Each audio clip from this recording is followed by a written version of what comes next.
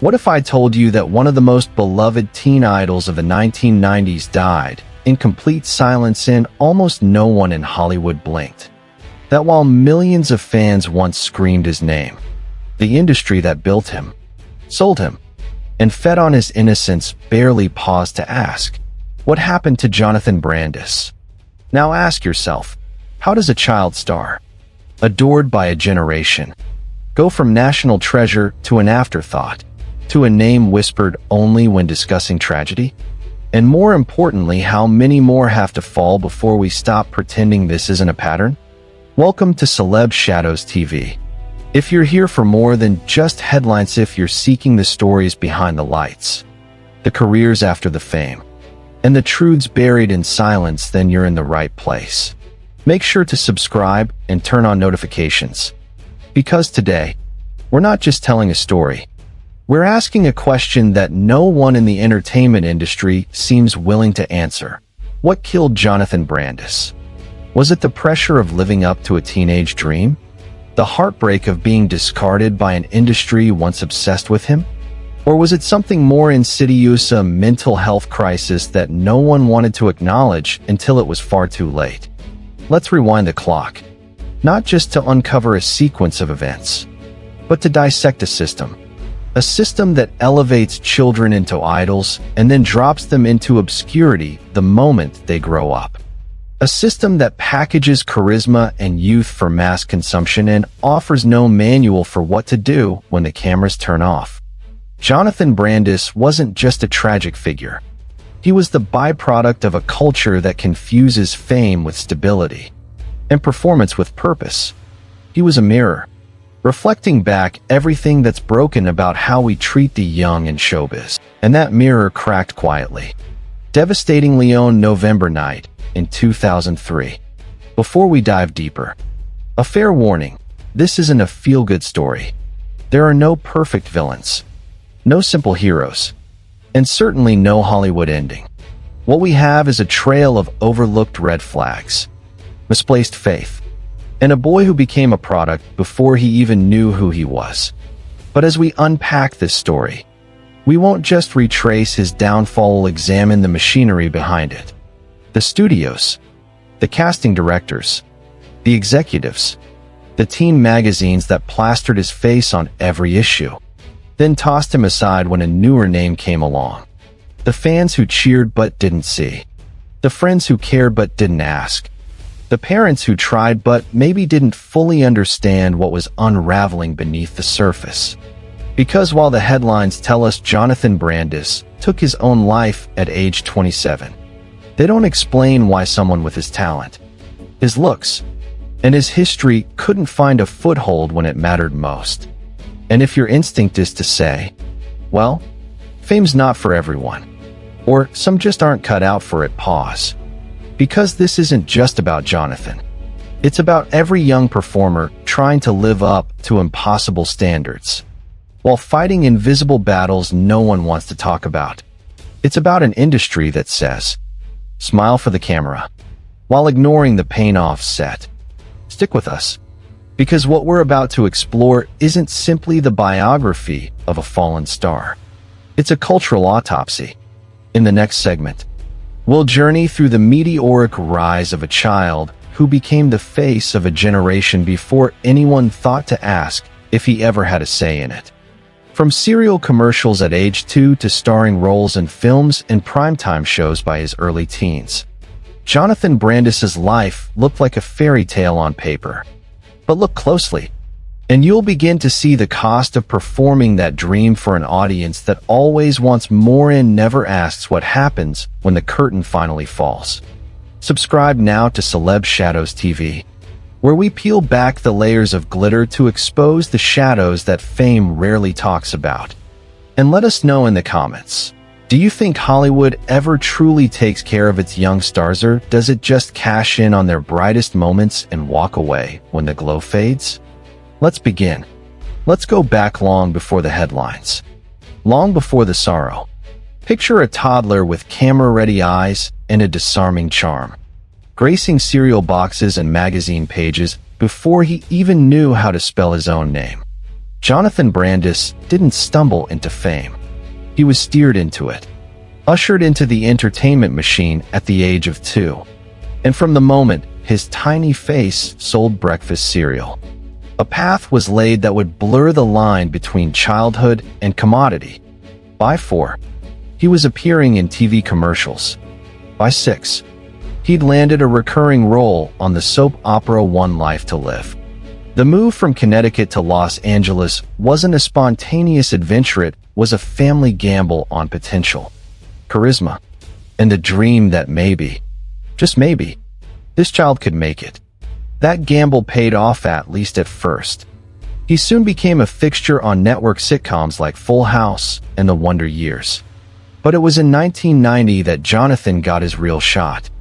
Cast as Bastian Bucks in the NeverEnding Story II, a role that required him to carry a fantasy sequel on his adolescent shoulders. He became a household name among children and teens.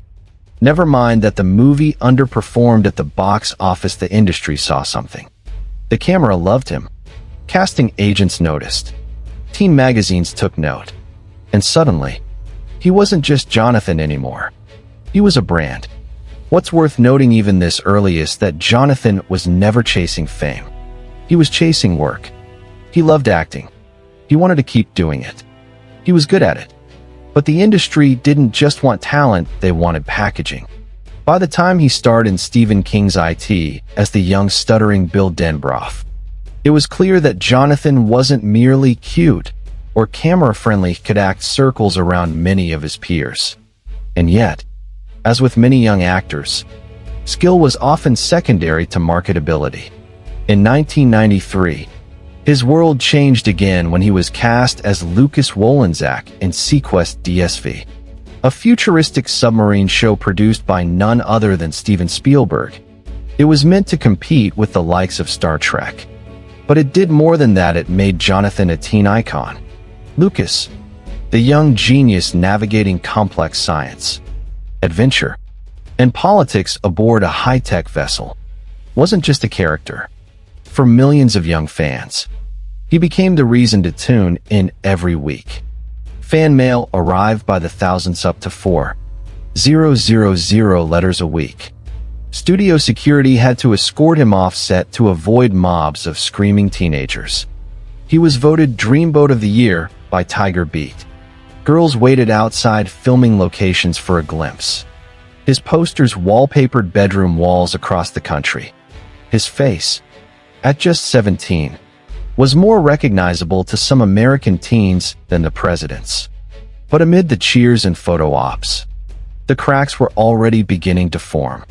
Interviews from that era show a boy who looked startled, not ungrateful but overwhelmed. He admitted he never expected things to explode like this. He didn't quite know how to process becoming a teen idol. He once confessed, "I never perceived myself this way as a magazine kid." And there it is, the first whisper that not everything was sitting right beneath the surface. Jonathan, by all accounts, was humble, hardworking, professional. His co-stars often remarked on his maturity. He took his popularity with a grain of salt. As Roy Scheider once said, "But grains of salt don't shield you from the storm." And the storm was coming. What made his rise even more complicated was the awkward limbo he was forced to inhabit. He was too old to play innocent children, but the industry wasn't quite ready to let him play adults either. He had to remain teenage forever, appealing to that fickle 12 to 17 demographic. It's a paradox that many child stars face, aging in an environment that profits off youth. As Jonathan grew taller, his roles became fewer. But at the peak of SeaQuest, NBC and Universal saw a golden ticket. He was the anchor of their teen marketing push. So much so that when the show underwent a massive restructuring, moving production from Los Angeles to Orlando, Jonathan was one of the only cast members retained. In fact, the younger cast being added was partly meant to match his demographic appeal. This was, on the surface, a victory. It showed that executives were backing him, that he had value. But beneath that was another message. You're here because you sell, not because we care. Jonathan wrote an episode during season 2, rare opportunity for any young actor. He tried to contribute more than just his presence. And still, the show around him unraveled. Creative clashes, cast turnover, and inconsistent writing sank the ratings. By season 3, SeaQuest was on life support, and soon, it was gone. But even after the series faded, Jonathan's appeal didn't. He continued landing roles in films like Outside Providence and Ride with the Devil. Modest roles, but steady. He was still trying, still working. But Hollywood was beginning to turn its head, as it always does, toward younger faces. New dreamboats were arriving. The phone rang less often. And what we're left with, looking back, is the shape of a very specific tragedy. One where a young actor gives everything he has, his time, his adolescence, his identity to a machine that never promised anything in return. For Jonathan, childhood wasn't about discovery. It was about delivery. Not growing up, but growing out into a product, a symbol, a heartthrob. He never got to be anonymous. Never had a real awkward phase. He couldn't afford to fail. And maybe, just maybe, he never had time to figure out who he was outside of the spotlight. When a star begins to fade, it doesn't always happen in public. It can happen in the silence of casting rooms, in the slow shuffle of unanswered calls, and in the backstage whispers where decisions are made without ever reaching the performer. That's where we now find Jonathan Brandis, no longer the fresh face on every teen magazine cover, but still young, still talented, and still trying. Only now, the machinery that once propelled him was starting to sputter. And worse, it didn't seem to care much either way. After SeaQuest was canceled in the middle of its 3rd season, the writing was on the wall. The show that had catapulted him into teen stardom had collapsed under the weight of creative overhauls and backstage politics. What started as a high-concept series backed by Spielberg himself had become a rotating cast, a disjointed storyline, and an eventual casualty of studio indecision. The executives who once built the show around Jonathan had long since moved on. For Jonathan, this wasn't just a professional low-sit, was a personal reckoning. He had invested years in that role, built relationships, and even contributed as a writer. And now it was over. Just like that. No roadmap. No next step. Just the blank page that stares back when the script ends early. He did what any working actor would do, pushed forward. He found smaller film roles, many of them respectable. In Outside Providence, he played a wisecracking side character with sincerity. In Ride with the Devil, he held his own in a Civil War drama alongside respected actors. These weren't splashy projects, but they kept him in the game. He was adapting, trying to evolve from teen idol into adult actor. That's a leap very few manage gracefully, and fewer still survive professionally. And then came Heart's War. At first, it seemed like the break he needed. A big-budget war drama starring Bruce Willis and Colin Farrell, a chance to prove himself in serious company. But when the final edit came down, Jonathan's role was virtually erased. The scenes he filmed ended up on the cutting room floor, reduced to little more than a deleted feature. For someone already battling invisibility in a system that only sees what it can sell, this wasn't just disappointing, it was humiliating. It's easy to say, that's the business. And it is. But when you've spent your life in front of cameras, being cut out is more than just a professional hiccup. It's an existential blow. Especially when that role represented hope, a potential second act, an adult reinvention. And now it was gone before it ever arrived. Shortly after came 111, Gramercy Park, a sitcom pilot that promised to be quirky, character-driven, and full of ensemble charm. Jonathan was cast alongside seasoned names like Tippi Hedren and Jaleel White. This was his attempt to find footing on television in a domain he once ruled. But once again, the project went nowhere. The network passed. The show was shelved. And Jonathan was left with nothing to show for it but another closed door. Jaleel White would later say that Jonathan seemed unusually anxious about the pilot's future, checking in constantly, asking about pickup chances, seeking reassurance. That kind of hyper-focus, that quiet desperation, isn't just about wanting to succeed. It's about needing to matter. After so many letdowns, you stop chasing fame. You start chasing validation. You just want to feel like you're still part of the room. This is where the machine begins to show its darker edges. It builds children into icons, then abandons them the moment their shine fades. There are no systems in place to help young performers transition, to protect their mental health, or even to prepare them for the volatility of fame. Once the value drops, so does the support. Not slowly, not gently, but all at once. In Jonathan's case, there was no scandal, no controversy. He didn't melt down in public or lash out at the press. He didn't spiral into addiction or cause chaos on set. He just faded, quietly, professionally, respectfully. And yet, the machine treated him as if he'd done something wrong because he wasn't new anymore. Hollywood loves a comeback story on paper, but in practice, it rarely invests in one unless the star has already gone through hell and made it out the other side with box office proof. Jonathan never got that second act, not because he couldn't deliver, but because the industry had already moved on before he got the chance to prove that he still could. He didn't age out of talent. He aged out of demand. And here's the part that stings. By all accounts, Jonathan never stopped working on his craft. He kept auditioning, kept showing up. He didn't treat his past fame like a guarantee.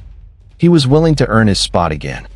But for many young actors, especially those who found fame in adolescence, the window is painfully short. And once it closes, it rarely opens again. So what does a life built around acting look like when acting is no longer available? That's the question Jonathan was forced to confront. Not through scandal, not through failure, but through a slow erasure. Role by role, show by show, until the silence became louder than the applause ever was. If the applause faded quietly, the internal unraveling began even quieter. From the outside, it may have looked like Jonathan Brandis was simply taking a pause, riding the waves between projects like any working actor. But internally, something far more troubling had begun to take shape. A chasm was opening, and it was one no role could fill, no agent could negotiate, no fan letter could repair. What happens when the one thing you've always counted on your career stops responding to you? That question became the undercurrent of Jonathan's life in the early 2000s. The entertainment world had started to move past him, not because he'd lost his talent, but because the machine he'd fed for so long had turned its gaze elsewhere.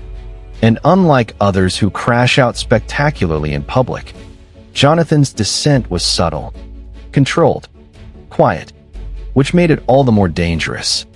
According to friends and former co-stars, Jonathan didn't become difficult.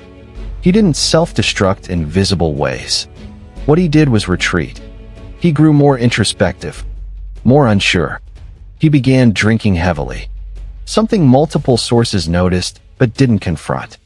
It wasn't constant chouse, it was slow erosion. The kind that people often miss because it doesn't scream for attention. It just quietly pulls away. The end of his long-term relationship with actress Tatiana Ali didn't help.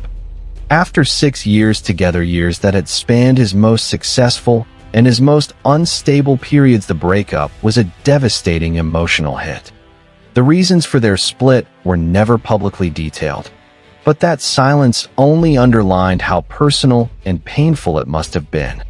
The kind of loss that magnifies everything else that's going wrong. Losing a relationship is difficult for anyone.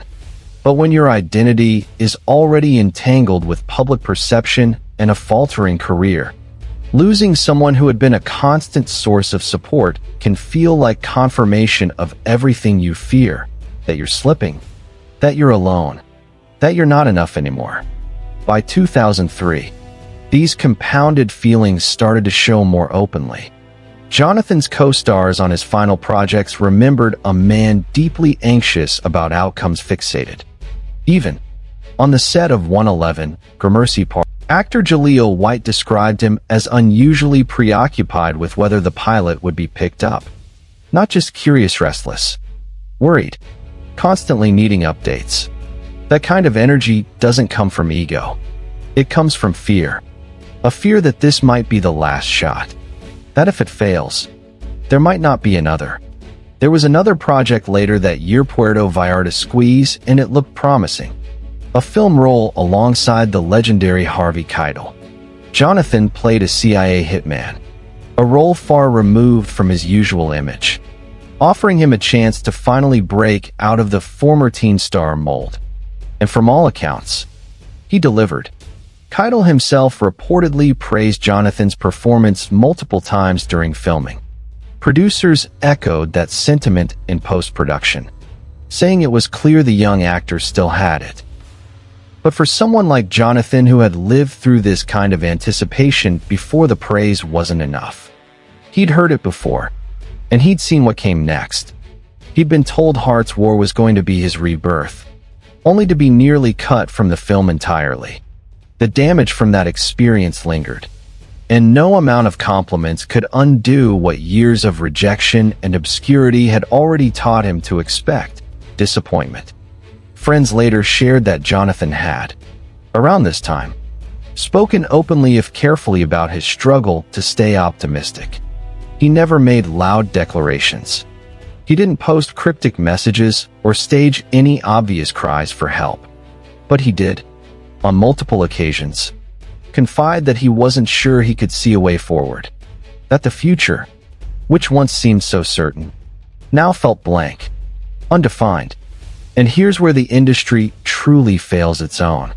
Despite decades of high-profile breakdowns, tragedies, and early deaths, there still isn't a reliable mental health infrastructure for performers, especially those who age out of fame. There are no mandated check-ins, no proactive care. No one is required to ask, "How are you doing now that the lights are gone?" For young actors, especially those who peaked in adolescence, the absence of a backup plan isn't just logistical, it's existential.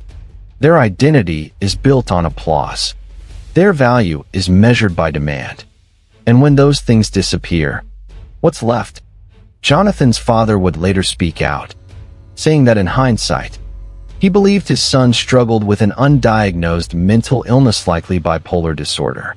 He described signs that only became clear after it was too late: the mood shifts, the emotional intensity, the restlessness. But like many parents in a culture that glamorizes resilience and glosses over emotional suffering, he hadn't recognized the depth of what Jonathan was going through, nor had most people around him. Because Jonathan didn't fit the narrative of the troubled former star. He wasn't a tabloid regular. He wasn't causing public scenes. He was polite, professional, quiet, and that, tragically, made it easier for people to overlook the signs. It's worth asking, if Jonathan had been more visibly unstable, more dramatic, more chaotic, would he have received more help? Would the red flags have been easier to spot?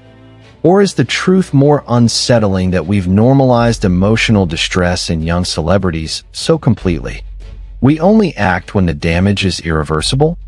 This section of the story doesn't have the flash of magazine covers or box office premieres. It's not glamorous. It's uncomfortable.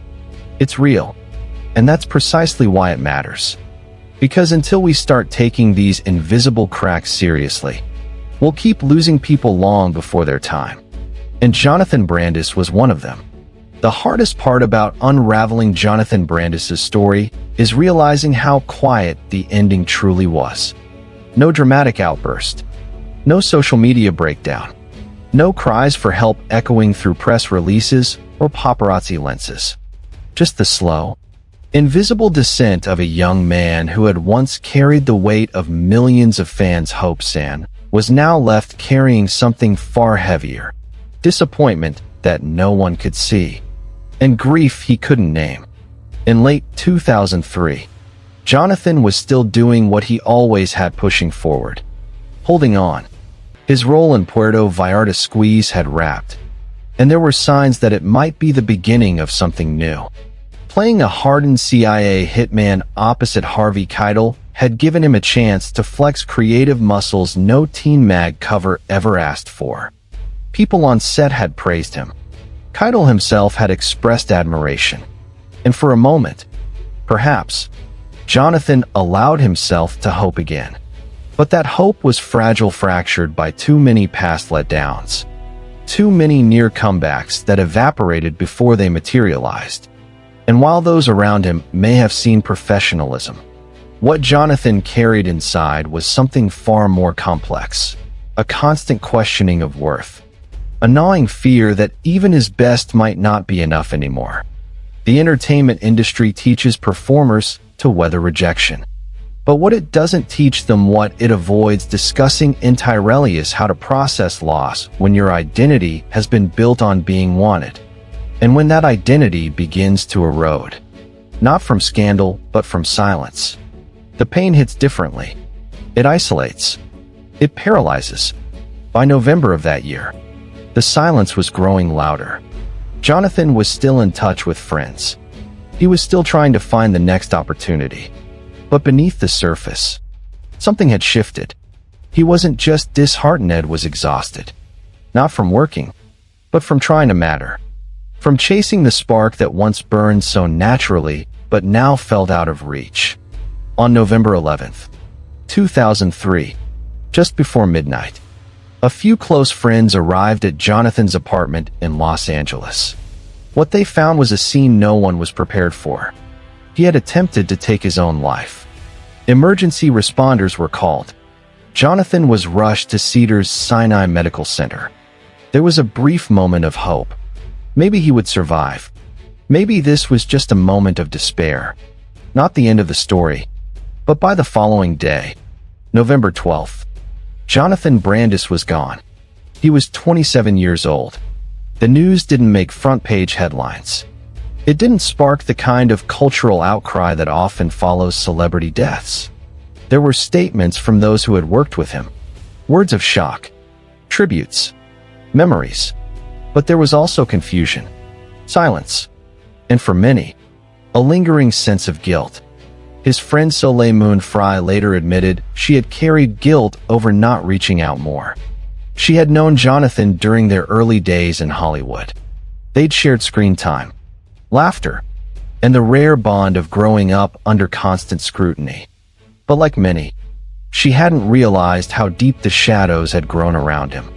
Jaleel White, his co-star from 111, Gramercy Park, spoke candidly about his devastation. How he stared at his computer screen in disbelief, tears streaming down his face.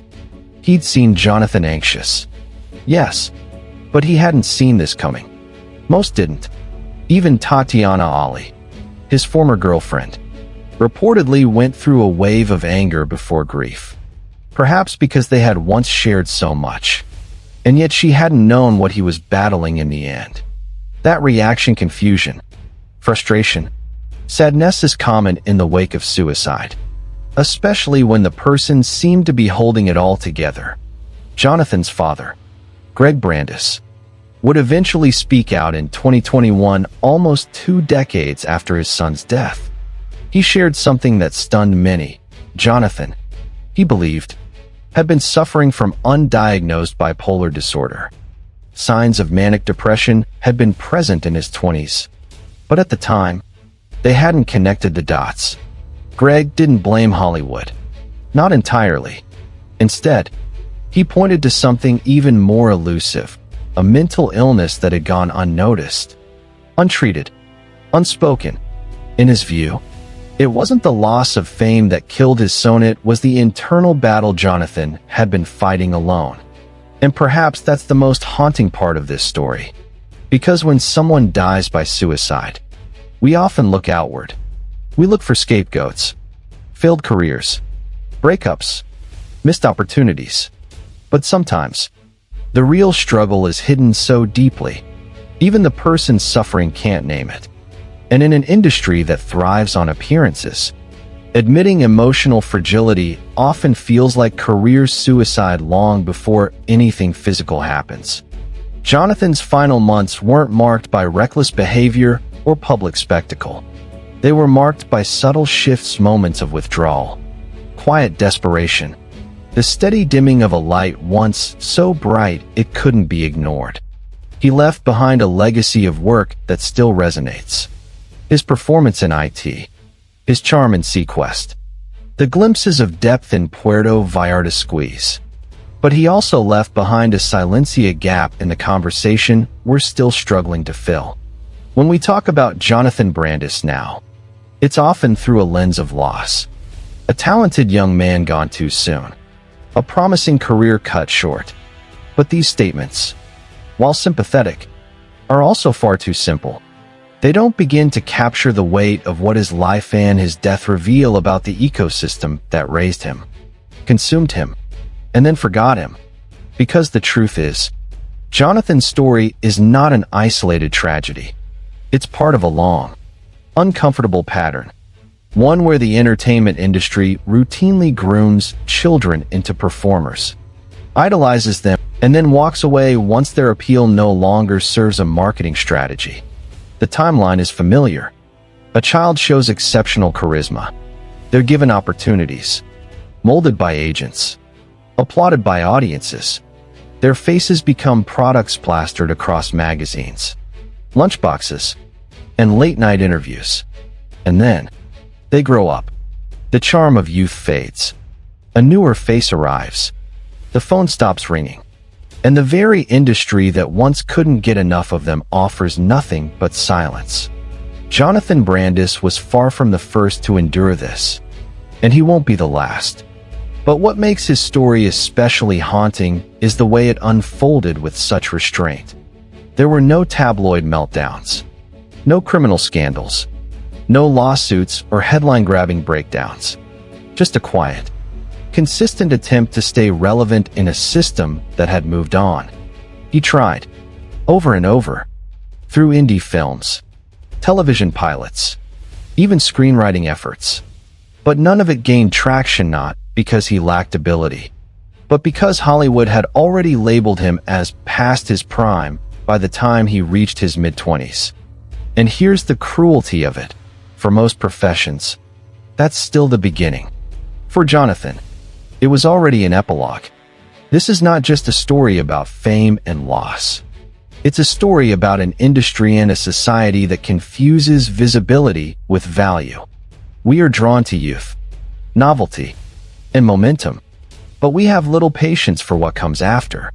We celebrate the meteoric rise, and we avert our gaze from the slow descent. Especially when that descent isn't dramatic or self-destructive, just quietly, painfully human. We also have to talk about mental health, not as a footnote, but as a central theme. Jonathan's father spoke honestly about what he believed was a misdiagnosis of bipolar disorder. And while no one can say with certainty what inner struggles Jonathan endured, it's clear that he was grappling with more than just professional frustration. There were deeper layers: emotional exhaustion, isolation, an internal weight that no career revival could have lifted on its own. And yet, within the industry, there is no standard for support, no required mental health check-ins, no protocols for post-fame adjustment. For all the millions that flow through Hollywood each year, almost none are invested in the psychological well-being of the very people who keep its wheels turning, especially those no longer considered marketable. Think about that. We've built an entire cultural machine on the backs of people who are expected to stay beautiful, charming, and entertaining under pressure most adults couldn't endure for a single week. And then, when they start to crack, when they falter, we label them as washed up, or worse, troubled. But maybe the real trouble isn't with them. Maybe it's with us. Because as viewers, as consumers, we're complicit. We cheer when they succeed. We gossip when they stumble. We scroll past the headlines of their deaths and then move on. And if we do mourn, it's often nostalgic as sadness for who they were, not for who they had become. But what if we started mourning differently? What if we stopped turning child stars into products and started treating them like people? What if we built systems that didn't just create fame but sustained humanity? That's a harder ask. It requires empathy, patience, and yes, money. It requires acknowledging that the cost of celebrity often isn't paid in scandal or riches, but in identity, agency, and sometimes life itself. Jonathan Brandis's legacy should not be reduced to a tragic ending, nor should it be romanticized into a cautionary fable. It should be recognized for what it truly is, a mirror, one that reflects back everything we prefer not to examine about fame, about youth, about what happens when someone is celebrated for who they appear to be, but not who they are. And if that mirror unsettles you, if it makes us ask questions we don't yet know how to answer, then maybe we're finally seeing the truth clearly. Not just about Jonathan, but about all the ones we watched rise and never looked for again once they fell. So maybe the question was never really, what happened to Jonathan Brandis? Maybe the better question is, how many more will it take before we change the way we look at fame? Because behind every glossy cover, every red carpet smile, and every teen heartthrob poster taped to a bedroom wall, there's a real human being, one who bleeds, doubts, fears, and eventually grows up. And sometimes, in growing up, they find there's no place for them in the world they were once the center of. Jonathan didn't leave us with a scandal or a message. He left us with silence. And maybe that silence says more than any headline ever could. We may never know the full extent of what he carried, but we do know this: the spotlight is blinding. And when it moves on, the darkness it leaves behind can be unbearable. So before we admire the next rising star, before we celebrate the next child actor's perfect performance, maybe we should ask ourselves, are we building them up to celebrate their light or to forget them once it fades? Thank you for watching, for thinking deeper, and for staying with us through the shadows. And if you believe the truth matters even when it hurts, then don't just scroll away. Subscribe to Celeb Shadows TV so you never miss the stories they don't want you to remember. We'll be here shining light where the spotlight stops. See you next time.